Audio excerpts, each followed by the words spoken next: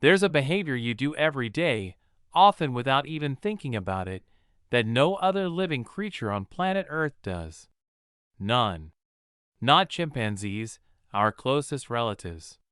Not crows, which can use tools. Not dolphins, which have complex social culture. Not one of them does this. Just you. Just us. And that behavior isn't talking, isn't writing, isn't using technology. It's cooking. Sounds too basic to be special, right?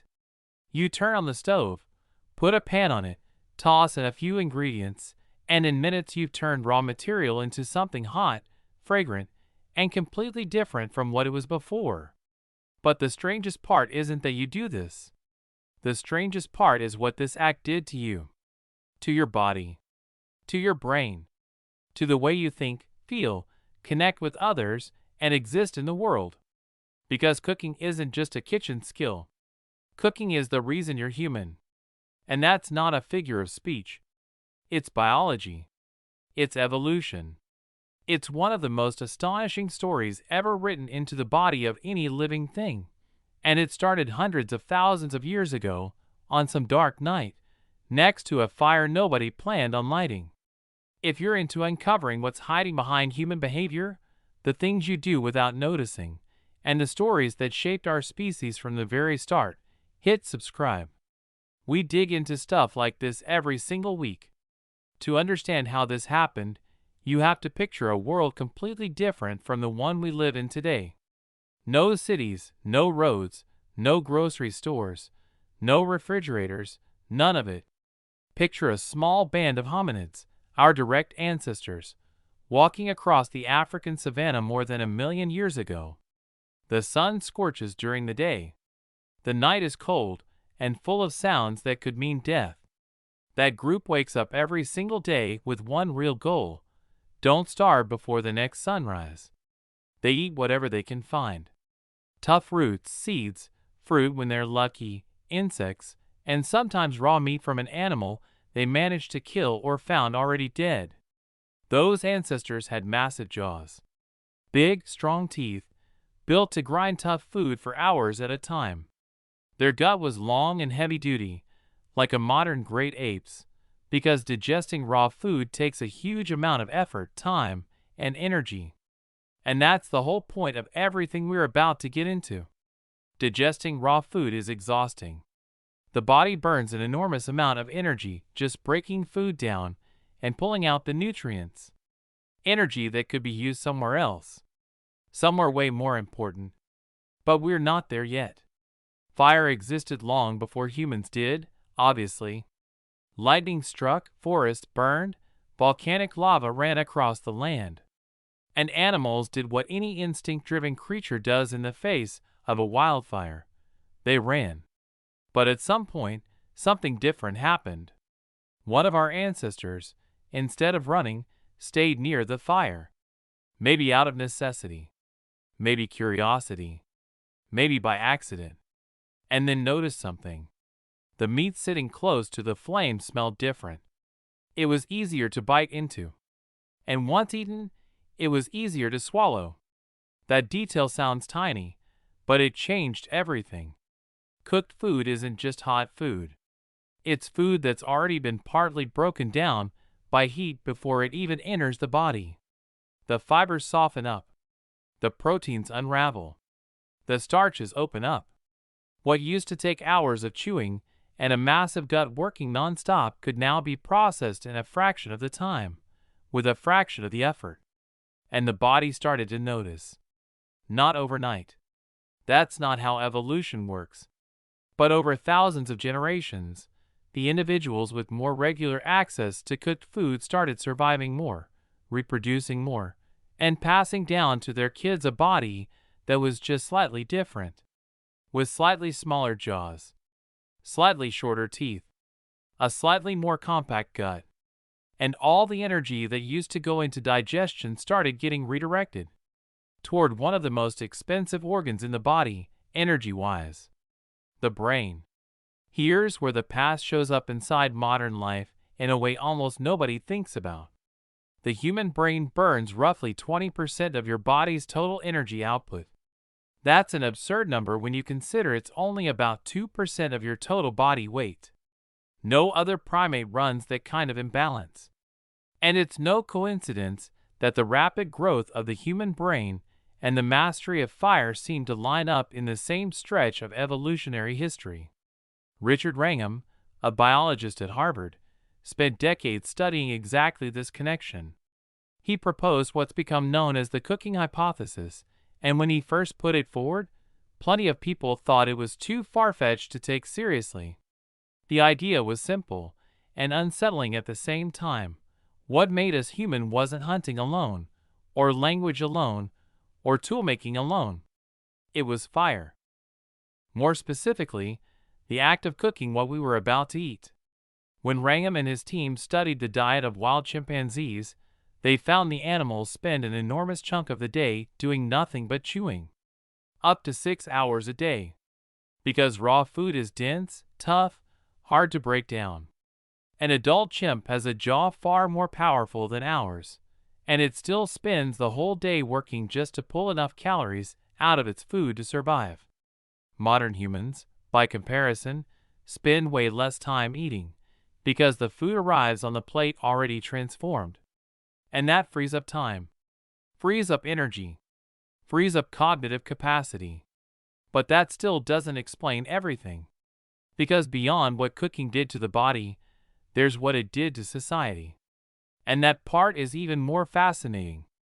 Think about what it takes to cook with fire. You have to keep the fire burning. You need firewood. You need a fixed spot, a place to come back to, a center.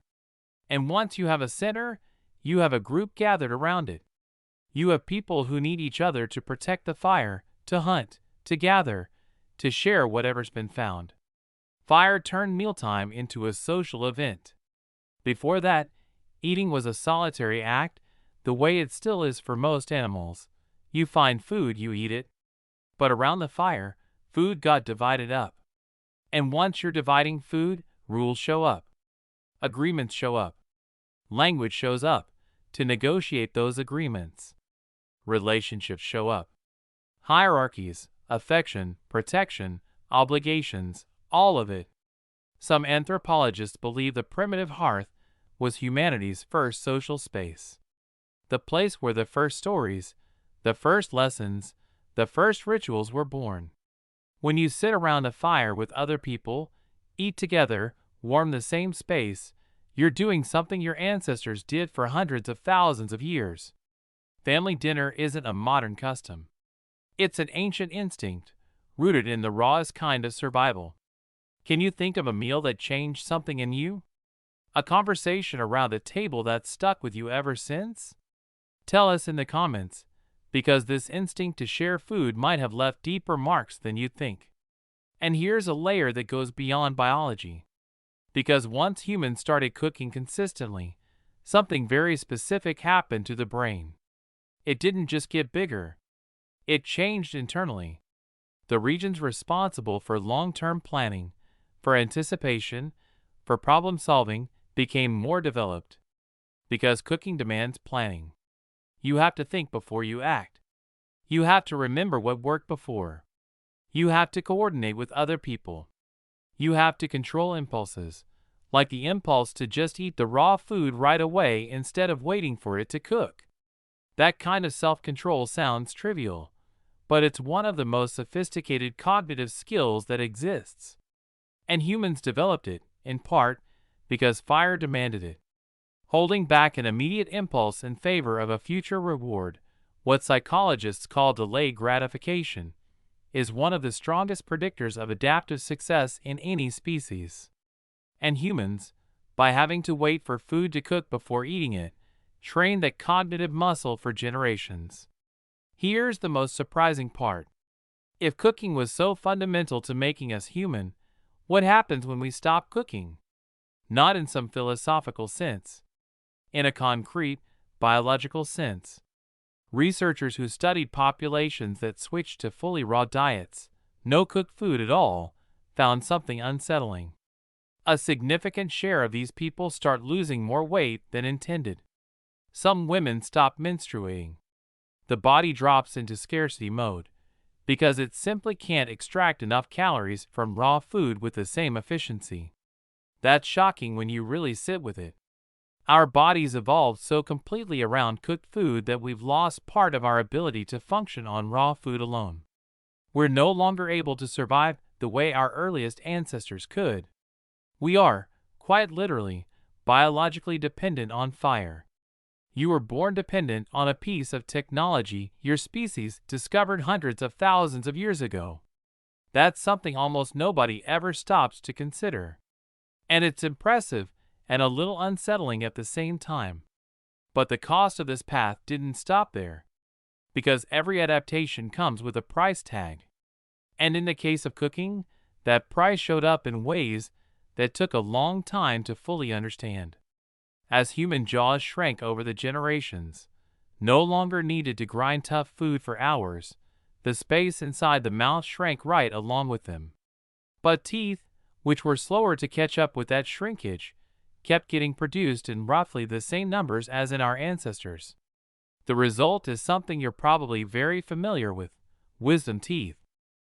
That third molar that shows up somewhere between 16 and 25 years old in a lot of people, and that often doesn't have enough room to come in properly, causing pain, inflammation, and that famous trip to get it surgically removed. Wisdom teeth are a direct inheritance from a past when the jaw was bigger.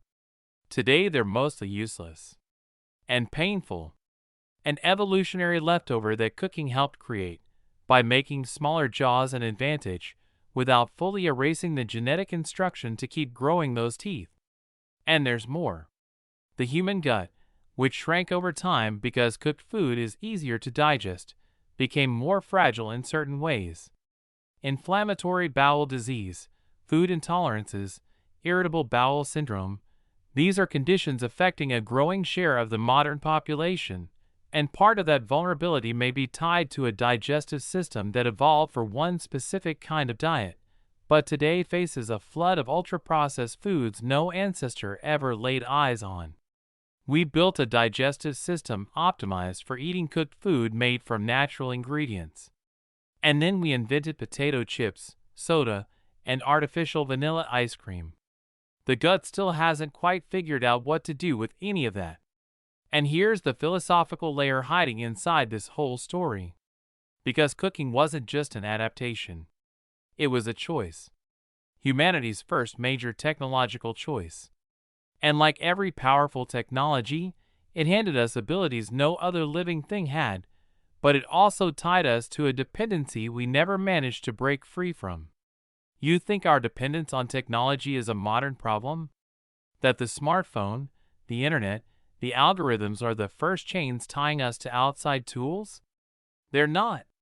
We started depending on outside technology to survive the moment the first hominid set a piece of meat near the flames and realized it was better that way. We've depended on fire for so long that fire is written into us, into the size of our brain, the shape of our jaw, the length of our gut, our social need to sit together and share a meal. That's the bigger truth this whole story reveals. We're not just animals that learn to use tools. We're animals that got shaped by the tools we use. Fire wasn't just something humans learned to control. In a way, fire controlled us right back. It transformed us. It made us who we are. And there's something deeply beautiful and a little dizzying about that. Because it means everything you consider natural about yourself, your brain's ability to plan for the future, your need to be around other people, how hard it is to resist hot, fragrant food, the pleasure you get from a shared meal, none of that came out of nowhere. All of it was built on top of a discovery made by someone who probably didn't even understand what they were doing. Someone who stayed by the fire when everyone else ran. If you could go back in time and watch the exact moment the first human ancestor cooked something on purpose, what do you think they would have felt? Fear of the fire? Curiosity? Hunger strong enough to override any hesitation? Drop your answer in the comments. This one's going to spark a great debate. And now, next time you turn on the stove, open the microwave, fire up the grill, or just wait for your coffee to finish brewing before you drink it, notice what's actually happening in that moment. You're repeating a gesture your species has repeated for hundreds of thousands of years. A gesture that built your brain, shaped your body, and created your capacity for language, for planning, for relationships, for culture itself. You're not just making a meal. You're being human in the oldest, most essential way there is. The fire is still burning inside us.